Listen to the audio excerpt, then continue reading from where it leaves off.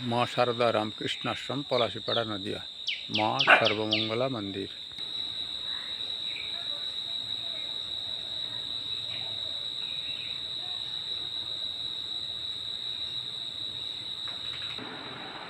माँ सर्वमंगला श्री रामकृष्ण परमहंसदेव माँ शारदा देवी।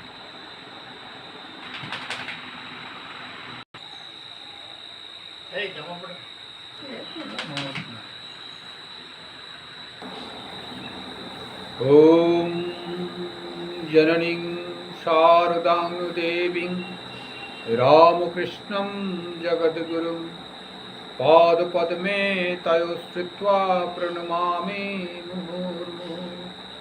ओम सर्वमंगलमंगल्ये शिवे सर्वार्थसाधिके शरण्ये त्र्यंबके गौरी नारायणि नमोस्तुते। सृष्टिस्थितिविनाशानं शक्तिभूते सनातनी गुणश्रये गुणमये नारायणी नमोस्तुते।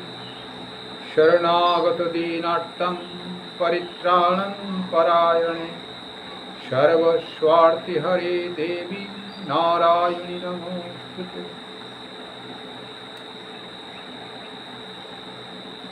আজকে কি পাঠ হবে তাই ভাবনা হচ্ছিল। শরৎকালে শারদীয়া পূজা মানে দেবী দুর্গার পুজো আসছে, তা মা আসছেন এই শব্দটা বেশ শোনা যাচ্ছে নানা রকম এতে। আজকে মা আসছেন বিচার কথা হতে পারে। দেবী দুর্গার একটা ছবি লাগালেই ভালো ছিল। যাক, দেবী দুর্গা মা শারদা অভেদ, তা মা আসছেন। আজকে মহালয়ার 2 দিন আগে পুজোর গন্ধ পাওয়া যাচ্ছে আমাদের। বৃষ্টি, ঝড় বৃষ্টির ভিতর দিয়ে কয়েকদিন কেটেছে। মৃৎশিল্পীরা একটু সন্দেহ প্রকাশ করেছিলেন, বিব্রত হয়েছিলেন। এখন আবার মায়ের আগমন বার্তা খুব সুন্দরভাবেই যেন ছড়িয়ে পড়ছে। মা এবার ঘোড়ায় চড়ে আসছেন, আবার ঘোড়ায় চড়ে যাবেন। এখন মা সর্বত্র আছেন। অদ্বৈত বেদান্ত মতে শ্রীরামকৃষ্ণ বলেছেন, শ্রীরামকৃষ্ণদেব তিনি ব্রহ্ম এবং তার শক্তি, ব্রহ্মবস্তু থাকলে তার শক্তি থাকবে, অর্থাৎ ঈশ্বর সর্বত্র আছেন। যদি আমরা জগৎকে আপেক্ষিক অর্থে সত্য ভাবি, তাহলে তিনি সবসময় আছেন, সব জায়গায় আছেন। ব্রহ্ম থাকলে তার শক্তি থাকবে, তার ক্রিয়া। সাপ থাকলে তার গতি থাকবে, শুয়ে থাকলে সাপ, শীত ঘুমালে সাপ, আর অন্য সময় চলাফেরা করছে তিনি প্রকৃতিরূপে জাগ্রতা, জগৎ সৃষ্টি করছেন, তার ক্রিয়া চলছে, কাজ চলছে। তা সেই মা সব জায়গায় আছেন। কিন্তু আমরা সাকারবাদী, অর্থাৎ যারা ব্রহ্মকে কল্পনা করি কিন্তু কোনো ভক্তির ভাবনার ভিতর দিয়ে, অর্থাৎ সাকার মূর্তিকে অবলম্বন করে, অবতারবাদ, আচার্যবাদ, কোনো গুরুকে পুজো করে তার ভিতর দিয়ে কি পুরাণের দেবদেবী আছেন তাকে অবলম্বন করে আমরা মূল সোর্সে যাই। এটি ভক্তিবাদ। তা সেই ভক্তিবাদের ভেতরে দেবী দুর্গার সাকার মূর্তি আমরা আহ্বান করি। এটি দেবী দুর্গার মহালয়া যেন মহান আলয়, অর্থাৎ আলয় মানে গৃহ। তো সেই গৃহে যিনি মহান, অর্থাৎ ব্যাপ্তি, বিরাট একটা ভাবনা যেন আমাদের গৃহের মধ্যে প্রবেশ করছেন। অর্থাৎ সমস্ত পুরুষের নির্যাস প্রকৃতি, অর্থাৎ জগৎ সৃষ্টির মূল আধার। তা সেই আদ্যাশক্তি ব্রহ্মময়ী যোগমায়া মহামায়া নানা রূপে ওনাকে ভূষিত করা হয়েছে। তা তিনি আসছেন, অতএব মহানতার প্রমাণ বাংলার প্রত্যেক ঘরে ঘরে তথা ভারতবর্ষের প্রত্যেক ঘরে ঘরে ঝুলঝাড়া থেকে আরম্ভ করে মাটির ঘর থাকলে তাকে লেপন দেওয়া, মন্দির থাকলে তাকে পরিষ্কার পরিচ্ছন্ন করা এবং গৃহে যত আসবাবপত্র থাকে ধৌত করা, পরিষ্কার করা। উদ্দেশ্য এই,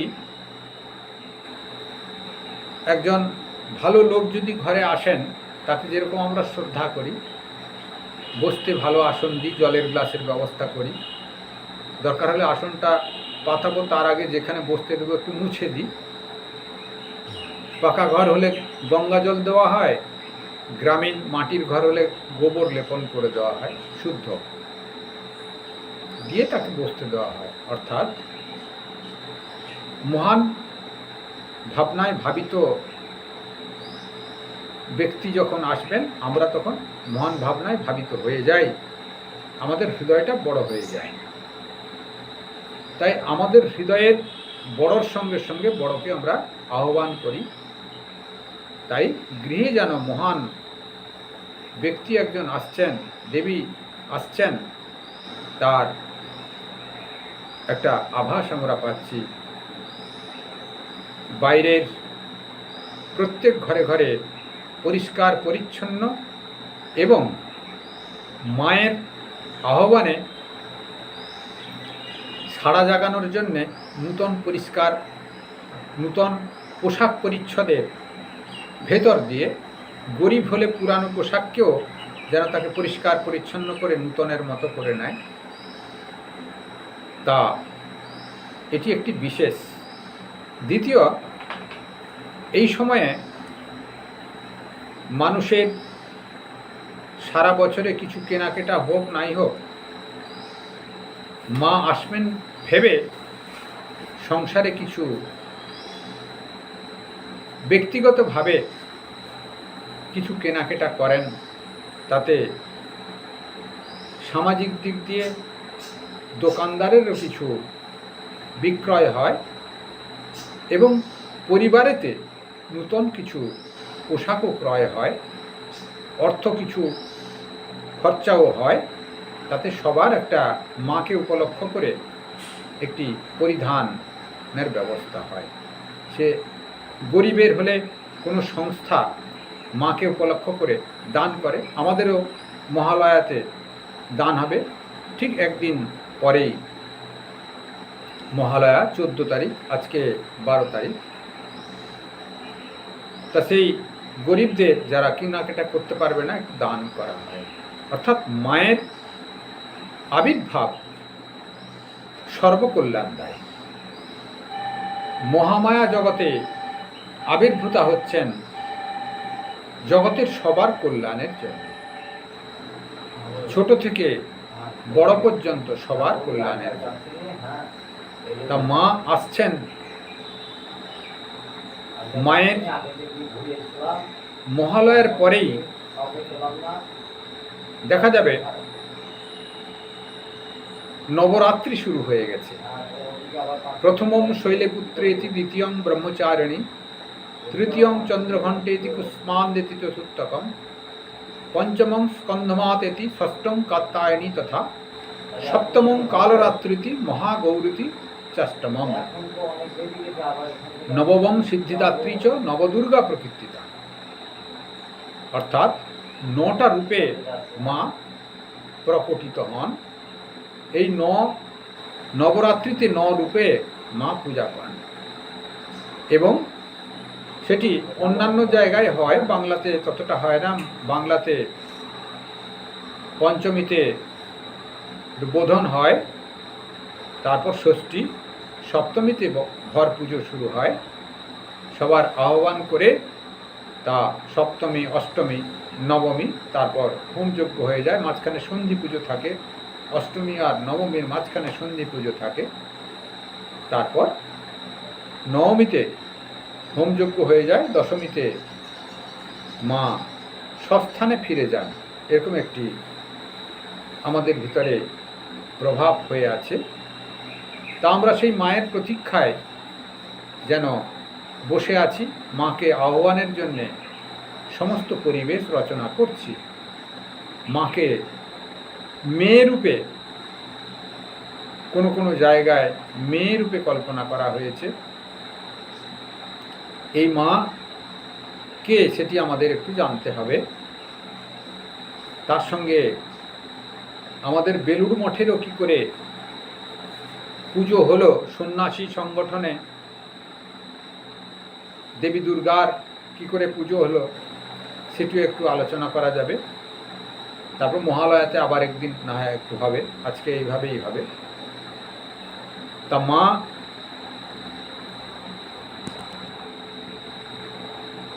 মা এরকম প্রবাদ আছে, মা মেয়ে রূপে এই 4 দিন আমাদের গৃহে আসেন। তখন অর্থাৎ মা তার মেয়েকে মাই বলেন। মেয়েরা যেরকম মাকে মা ডাকেন, তেমনি মারা সাধারণত মেয়েদের মা ডাকেন ছোটদের সম্মানের জন্যে। তা আমাদের এই শরৎকালীন যে মা দুর্গা, তা একে মা বলেই সকলে আমরা, মেয়ে বলেই মায়েরা মানেন, তাই এত রকম আয়োজন করেন। মেয়ে আসছে, ঘরেতে সমস্ত জাঁকজমক ব্যবস্থা থাকবে, মেয়ের যেন কোনো কষ্ট না হয়। এটি ঘটনা এরকম পুরাণ কাহিনীতে পাওয়া যায়। মেয়ে রূপে কীভাবে প্রকাশিত হলেন। শিবের পত্নী ছিলেন সতী। দক্ষ প্রজাপতির যজ্ঞানুষ্ঠানে, সে ঘটনা আর একদিন না হয় হবে। আজকে এই দক্ষ প্রজাপতির যজ্ঞানুষ্ঠানে সতী যখন শিব অপমান সহ্য করতে না পারে শরীর ত্যাগ করেছিলেন, সেই শিব সেই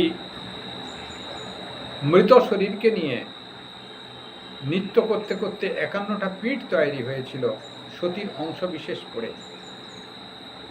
কিন্তু সেই সতী দেবী দুর্গা রূপে, মেনকার কন্যা রূপে, গিরির কন্যা, মেনকার গর্ভে গিরির কন্যা রূপে পর্বতে জন্মগ্রহণ করেছিলেন। সেই জন্যে দেবী দুর্গাকে বলা হয় পার্বত্যবাসিনী। এখনও সেই প্রথা আছে। আমরা যখন শিব পুজো করি, শিবের পিনাক অর্থাৎ দেবী দুর্গার অংশ উত্তর দিকে রাখা হয়, অর্থাৎ তিনি পার্বত্যবাসিনী। তিনি উত্তরে, একদিকে যেমন কৈলাস উত্তরে, সেখানে পার্বতী অবস্থান করেন, তেমনি মেনকার কন্যা রূপে, হিমালয়ের কন্যা রূপে তিনি হিমালয়ে বসবাস করেন।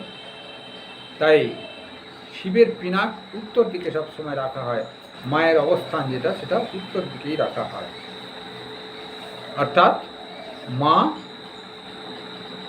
কন্যারূপে হিমালয়ে জন্মগ্রহণ করেছেন। তিনি ছোটবেলা থেকেই তপস্যা করেন। শিব বিভিন্নভাবে পরীক্ষা করতে যান। শিবের নিজেই বিভিন্ন বেশে গিয়ে শিবকে গালমন্দ করেন। অর্থাৎ এই পার্বতীকে পরীক্ষা করছেন, শিব নিন্দাতে তিনি তুষ্ট না অসন্তুষ্ট। পার্বতী রেগে যান এবং তিনি শিব নিন্দাকে অসন্তুষ্ট প্রকাশ করেন এবং তাতে শিব সন্তুষ্ট হয়ে নিজে প্রকটিত হয়ে পার্বতীর পানি গ্রহণ করেন এবং তিনি তার ঘরণী হন। এটি যেন পুরাণ কাহানি, একটি মত আছে। তিনি মেনকার ঘর থেকে চলে গেছিলেন শিবের ঘরে, কিন্তু এই 4 দিন তিনি মেনকার ঘরে ফিরবেন। সেই জন্যে মা মেয়েকে ফিরে পাওয়ার জন্যে ঘরের সমস্ত ঝাড়পোছ আয়োজন করেন, পরিষ্কার পরিচ্ছন্ন করেন, সমস্ত মেয়ের যাতে কোনো কষ্ট না হয় তার সমস্ত ব্যবস্থা তিনি করেন। তা আমাদেরও সেই ভাব, যেন আমরা সেই মাকে 4 দিন যেন আমাদের ঘরের মেয়ে ফিরে এসছেন, শ্বশুর বাড়িতে ছিলেন, তা তাঁর সেবা যত্ন যেন ত্রুটি না হয়, এই ভাবনা। তা এইভাবে তো আমরা দেবী দুর্গার আহ্বান করি এবং দেবী দুর্গার 10 ভুজা, 10টি অস্ত্র থাকে, 10 দিক বন্ধন, অসুর নাশ, প্রতিপালন, নানা রকম দিক দিয়ে তাকে বর্ণনা করা হয়েছে। 10 অস্ত্র শোভিত করে যেন দেবতারা এক এক করে দিয়েছেন, দান করেছেন। ত্রিশূল দিয়ে মহিষাসুরকে বশ্যতা স্বীকার করিয়েছিলেন, মতান্তরে বধ করেছিলেন। ত্রিশূল হচ্ছে শিবের দেওয়া। এইভাবে চক্র আছে, পদ্ম আছে, নানা রকম ভাবে সুসজ্জিত, আপনারা দেখেছেন সবই।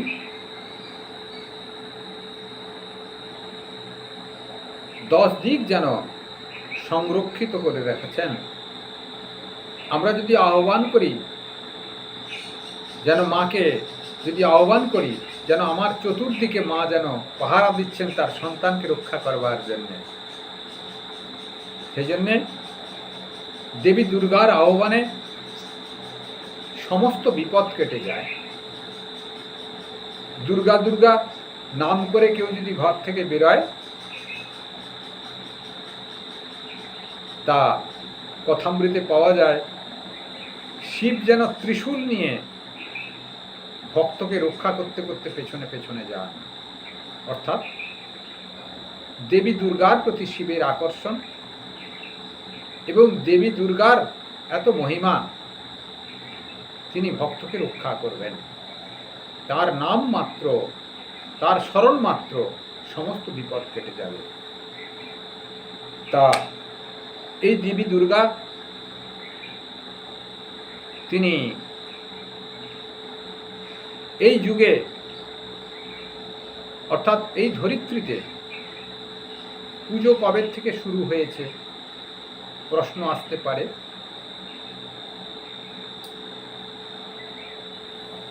চৈত্র মাসে যেটি পুজো হয়, বাসন্তী পুজো, সেটি আগে হতো।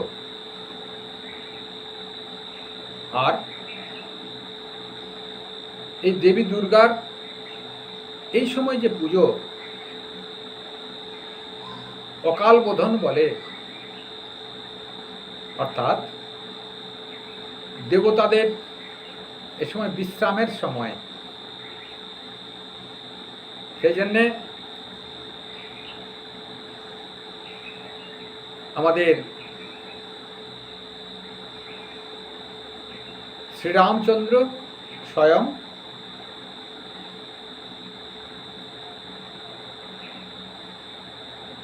শ্রীলঙ্কাতে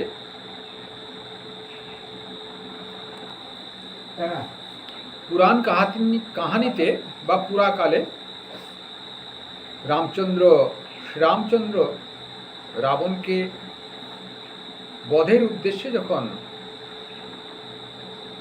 সমস্ত কিছু ঠিক করেছেন, শ্রীরামচন্দ্র দেখতে পেলেন চামুণ্ডা রূপে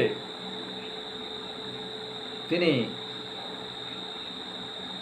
রাবণকে পাহারা দিচ্ছেন।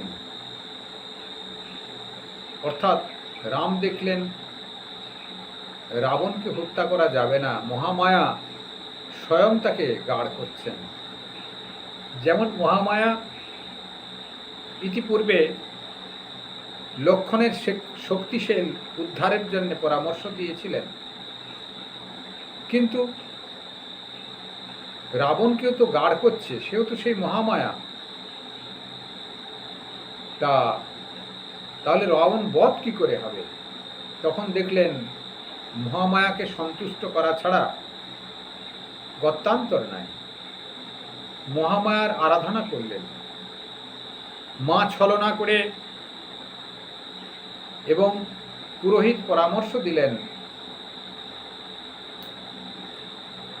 এই 108টি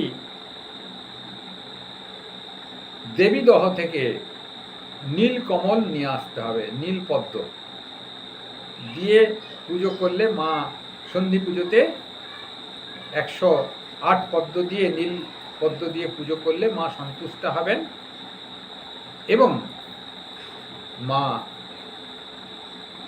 রাবণকে ছেড়ে রামকে আশীর্বাদ করবেন রাবণ বধের জন্যে। তিনি সেই জন্যে অকালেতে রাম পুজো করেছিলেন বলে এই পুজোকে অকাল বোধন বলা হয়। অর্থাৎ দেবতারা ঘুমোচ্ছেন, বিশ্রাম নিচ্ছেন, এই সময় পূজা পদ্ধতি তেমন একটা হয় না, বিশেষ পুজো আর কি। কিন্তু যুদ্ধ বেঁধে গেছে, মাকে আহ্বান না করলে এই শত্রুকে নাশ করা যাবে না, জগৎ মুক্ত হবে না, তাই মাকে আহ্বান করবেন। তাই বোধন ঘট এখন স্থাপন করা হয়, অন্য সময়ে হয় না। এখন বিল্ল বৃক্ষমূলে পাতিয়ে বোধন ঘট স্থাপন করা হয় আগের দিন। তা এইভাবে মাকে আহ্বান করেছিলেন। মা ছলনা করে একটি পদ্ম লুকিয়ে রেখেছিলেন পরীক্ষার জন্যে। শ্রীরামচন্দ্র বললেন, আমাকে সবাই নীলকমল বলে, তা একটি পদ্ম যখন কম হচ্ছে, আমার একটি চোখ উপড়ে মায়ের পায়ে দিয়ে দিই, তাহলে মা সন্তুষ্ট হবেন। তিনি ধনুর্বাণে টঙ্কার দিয়েছেন। এমন সময় মা মূর্তি ঝকমক করে চৈতন্য রূপ ধারণ করে রামের হাত ধরলেন। আমি তোমার কাছেই রইলুম, তোমার অন্ধ হবার দরকার নাই, আমি লুকিয়ে রেখেছিলুম, এই নাও দিয়ে পুজো করো। মা পূজার আগেই মা প্রকটিত হলেন, শ্রীরামচন্দ্রকে দর্শন দিলেন এবং রাবণ বধ হল। এইভাবে এই অকাল বোধন, পুরাণ মতেতে এই অকাল বোধন সৃষ্টি হয়েছে। তা মঠে কি করে পুজো হলো? সন্ন্যাসী আখড়ায় মায়ের পুজো। সন্ন্যাসী মানে স্বয়ং শিব। মায়ের আরাধনা তেমন একটা প্রথা নাই।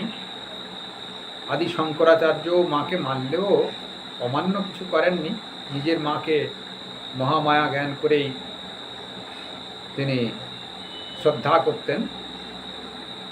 কিন্তু বাইরের পুজো আচরণ তার এমন একটা গুরুত্ব ছিল না। অদ্বৈত বেদান্তিস্ট ছিলেন,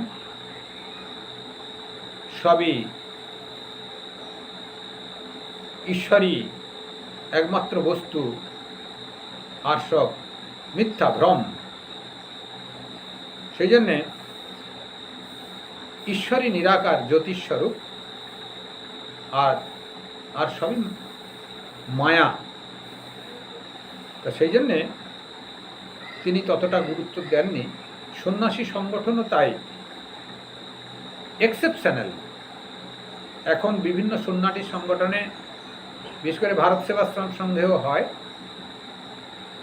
যারা স্বামীজিকে ফলো করেন, স্বামী বিবেকানন্দকে মানেন, সেই সব সংগঠনে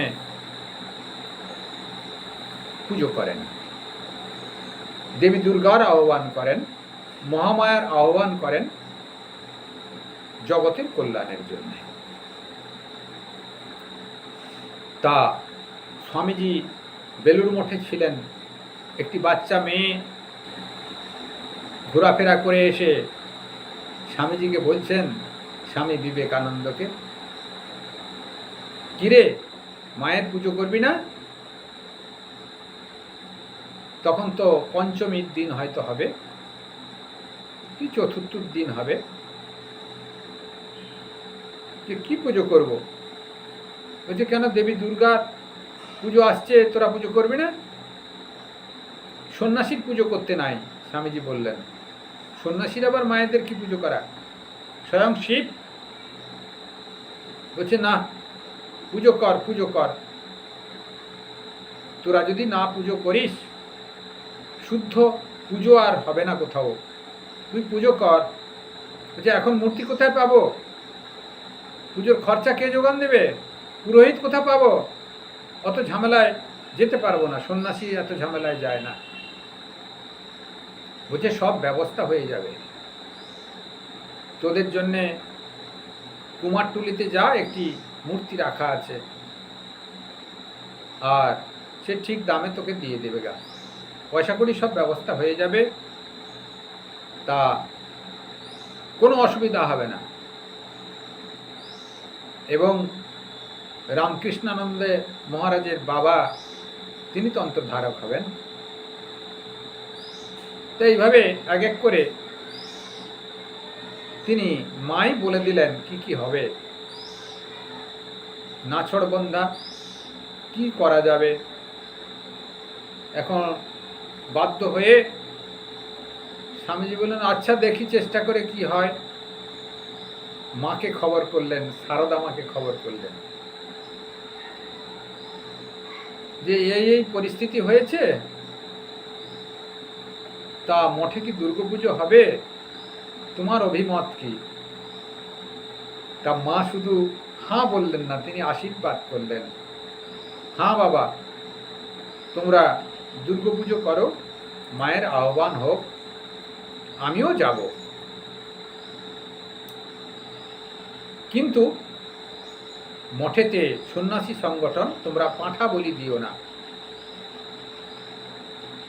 তা তার উপকরণ যদি কিছু থাকে, চাল কুমড়ো, কলা, আখ বা অন্যান্য কিছু যদি থাকে, সেইগুলোকে প্রতীক স্বরূপ তোমরা বলিদান করতে পারো।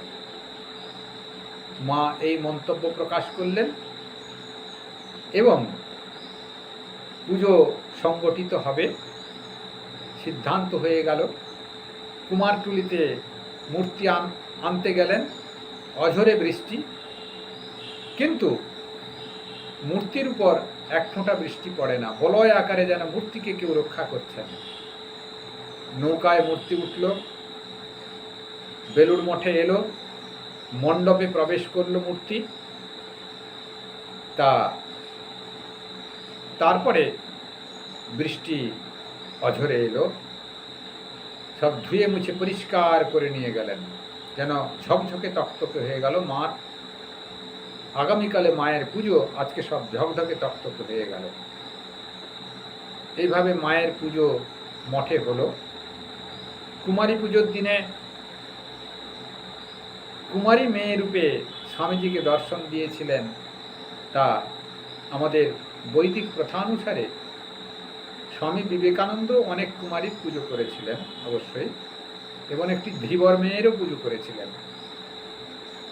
মেয়ের কোনো জাত নাই, সব মেয়েই মহামায়ার প্রতীক ছোট অবস্থায়, তাই সব মেয়েকে কুমারী পুজো করা যায়। তবে আমাদের শাস্ত্রেতে নিখুঁত ব্রাহ্মণ কন্যাকেই আমরা সাধারণত চয়েস করে থাকি, কারণ শুদ্ধ সংস্কার থাকে, সেই জন্যে কিছুটা হলেও শুদ্ধ সংস্কার থাকে, সুলক্ষণাযুক্তা মেয়েকে দেবীর আসনে বসিয়ে পুজো করা হয়, কুমারী পুজো করা হয়। তা বেলুড় মঠেও অষ্টমীর দিনে মহামায়ার মূর্তিতে তো পুজো হচ্ছে, আর অষ্টমীর দিনে কুমারী পুজো, মায়ের সামনে কুমারী পুজো করা হয়েছে। এবং তার সঙ্গে সঙ্গে যিনি জগৎজননী জগদ্ধাত্রী রূপ দর্শন দিয়েছিলেন মা সারদা দেবী, তিনিও সেদিনকে বেলুড় মঠে এসেছেন। ছেকড়া গাড়িতে চেপে এসেছিলেন। প্রেমানন্দ মহারাজ আনন্দ করতে করতে ছেকড়া খুলে দিয়ে ঘোড়ার গাড়ি নিজে টেনে নিয়ে এসেছিলেন এবং মাকে দেবী দুর্গার পাশে বসিয়ে সবাই পুজো করেছেন, পুষ্পাঞ্জলি দিয়েছেন। মাও নির্বিকার চিত্তে দেবী দুর্গার পাশে বসে কুমারী পুজো এবং মা শারদার পুজো এবং দেবী দুর্গার পুজো একসঙ্গেই হয়েছে অষ্টমীর দিনে। তা বেলুড় মঠে এইভাবে দেবী দুর্গা পুজোর সূচনা হয় স্বামী বিবেকানন্দ থাকাকালেই। তা কিন্তু স্বামীজি একটু নিষ্ঠা পছন্দ করতেন। মায়ের কাছে একটি বর চেয়ে নিয়েছিলেন, দেখো তোমার পুজো হবে, আমার শরীরটা একটু খারাপ করে দিও, এরা ভালো ফল কাটতে পারবে না, অপরিষ্কার রাখবে, আমি খুব বকুনি জকুনি করব, তাতে তোমার পুজোর কষ্ট হবে, সবাই রেগে টেগে যাবে, পুজো ভালো হবে না। আমার এই 2-4 দিন একটু জ্বর করে দাও, আমি যেন বেহুঁশ হয়ে যাই, আমি ওই পূজা মণ্ডপে যেন না যাই। তা এই কয়েকদিন চুপচাপ থাকবো, ওরা ভালো করে পুজো করুক, তোমার আহ্বান করুক। তা সত্যি সত্যি স্বামীজির 4 দিন জ্বর হয়ে গেল। ওই একবার গেছিলেন, মা সাথে ঘুরে চলে এলেন, আর বাইরে বেরাননি। পুজো সমাপ্ত হলো, স্বামী বিবেকানন্দের জ্বর কেটে গেল। তা এইভাবে বেলুড় মঠে মা আনাগোনা করেছেন, এখনো প্রতি বছর আসেন। এবং বেলুড় মঠের পুজো এখন টিভি চ্যানেলগুলোতে দেখানো হয়, নিষ্ঠা সহকারে পুজো। বাইরের পুজোর ঢাক ঢোল পিটিয়ে নানা রকমভাবে হয়। আমাদের ওখানে ঢাক থাকলেও ঢাক ঢোল পিটানো পূজা নয়, ঢাকি তো বাজবেই। পূজার নিষ্ঠা, সময় উপযোগী পুজো করা, ভোগ লাগানো এবং মা যেটি পছন্দ করতেন সেই উপযোগী ভাবনায় ভোগ দেওয়া, এগুলি করা হয়। যেমন দেবী দুর্গা মাকে সন্ধি পুজোয় বলি দেওয়া হয়, কিন্তু আমাদের বলি প্রথা না হলেও কুষ্মাণ্ড কলা কি আখটাক বলি দিলেও সমস্ত ভোগেতে, ইভেন সরস্বতী লক্ষ্মী সবাইকেই মৎস্য ভোগ দেওয়া হয়। যেহেতু দেবী দুর্গার সঙ্গে লক্ষ্মী সরস্বতী উভয়ই এসছেন, সবাইকেই মৎস্য ভোগ দেওয়া হয়। কেবল ভগবান বিষ্ণু নারায়ণের ভোগেতে মৎস্য পড়ে না, সবাইকে মৎস্য ভোগ দেওয়া হয়। অর্থাৎ রাজকীয়ভাবে মা এসেছেন, রাজকীয়ভাবে বেলুড় মঠে পুজো হয়, আরাধনা হয়। পুজো কথার এখানে পুজো কথার অর্থ হচ্ছে আরাধনা হয়, কেবল ফুল ছিটানো নয়, ধ্যান ধারণার ভিতর দিয়ে মাকে আহ্বান করা হয়, প্রচুর ভক্ত সমাগম হয়, ভক্তদেরও প্রসাদের ব্যবস্থা থাকে। অর্থাৎ মা এসেছেন, মা ভোগ গ্রহণ করছেন সেই প্রসাদ তার সন্তানরা সকলে পাবেন, এইটি ভাবনা নিয়ে কাউকে ফেরানো হয় না, সবাই প্রসাদ গ্রহণ করেন। আপনারা দেখবেন বেলুড় মঠের ভারী সুন্দর পুজো টিভিতে দেখা যায়। তা এইভাবে বেলুড় মঠে মহামায়ার আহ্বান হয়েছে, এখনো চলছে। আমাদের অধিকাংশ বেলুড় মঠের ব্রাঞ্চে হয়। আমাদের এই ছোট আশ্রমে হয়তো মূর্তি করে পুজো হবে না। অষ্টমীর দিনে মা পুজো নিয়েছিলেন দেবী দুর্গার পাশে বসে, সেই সারদা মায়ের ছবিতে অষ্টমীতে আমাদের আশ্রমেও পুজো হবে। আমাদের এই আশ্রম পলাশিপাড়া মা সারদা রামকৃষ্ণ আশ্রম, পলাশিপাড়া, নদিয়া। তাই এখানেও সারদা মায়ের পুজো হবে। আর তার আগেই 2 দিন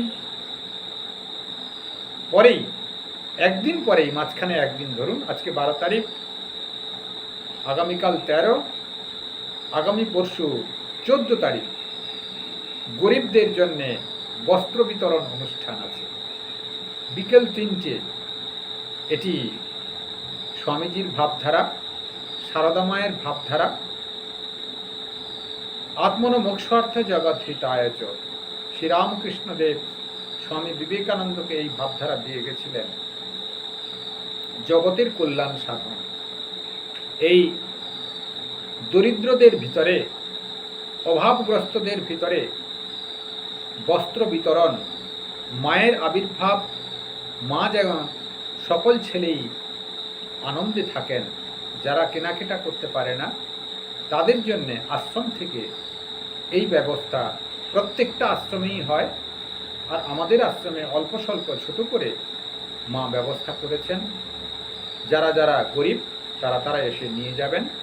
তবে আগের থেকে টোকন যারা নিয়েছেন, টোকন সংগ্রহ করে নিতে হয়, টোকন সংগ্রহ করে নেবেন, এটা আমাদের কাজের সুবিধার জন্য। তা এইভাবে বস্ত্র বিতরণ হয়, অর্থাৎ গরিব থেকে বড় সবাই মায়ের সন্তান, সবার ভিতরে মা বিরাজ করেন। প্রসঙ্গক্রমে বলি, আমাদের মা সর্বত্র আছেন।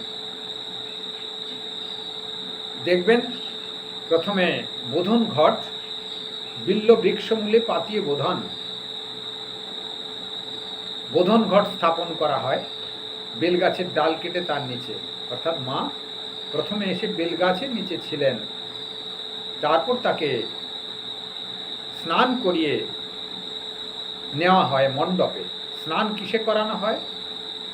মা নবপত্রিকার ভিতরে প্রবেশ করেন, অর্থাৎ মা প্রকৃতি থেকে জাত, প্রকৃতির ধান্য থেকে হরিদ্রা, অপরাজিতা, বিভিন্ন সব গাছের অংশবিশেষ নিয়ে, বেল অংশবিশেষ নিয়ে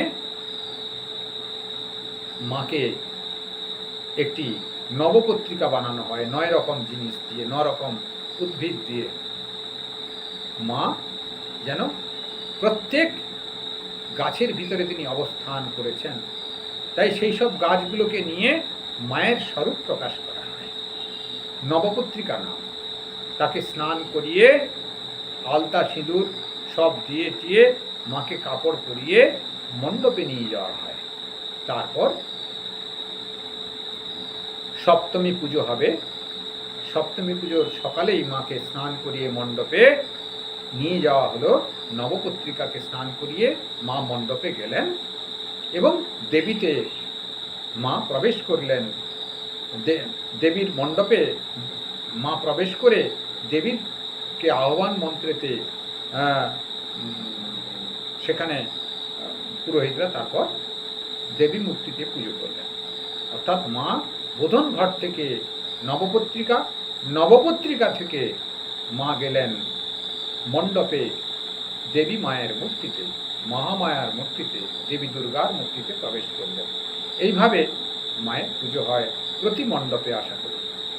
তা আজকের এই মহামায়া আসছেন, দেবী দুর্গা আসছেন, মায়ের গন্ধ পাওয়া যাচ্ছে, এইটি নিয়ে দু চার কথা বলতে অনুরোধ করেছিলেন। আজকে দু চার কথা বলা হলো, আবার মহালয়ার দিনে একটু বলা হবে। তা বস্ত্র বিতরণের আগে আগামী পরশু দু চার কথা আপনাদের বলা হবে। আপনারা এটি শ্রবণ করবেন। আপনারা যারা শ্রবণ করছেন এখানে এবং ইউটিউবের মাধ্যমে, সকলের প্রতি মহামায়ার কৃপা হোক। মহামায়ার কাছে এই প্রার্থনা করি, আপনারা দর্শন করবেন ভিডিওটি এবং শেয়ার করবেন। সাবস্ক্রাইব না করলে, সাবস্ক্রাইব না করা থাকলে সাবস্ক্রাইব করবেন। আপনাদের সকলের মঙ্গল হোক, সকলে ভালো থাকুন। সর্বে ভবন্তু সুখিনঃ, সর্বে সন্তু নিরাময়া, সর্বে ভদ্রাণি পশ্যন্তু, মা কশ্চিৎ দুঃখমাং ভবেৎ। জয় ঠাকুর, জয় মা, জয় স্বামীজি, জয় মহামায়া, জয় মহামায়া, জয় মহামায়া।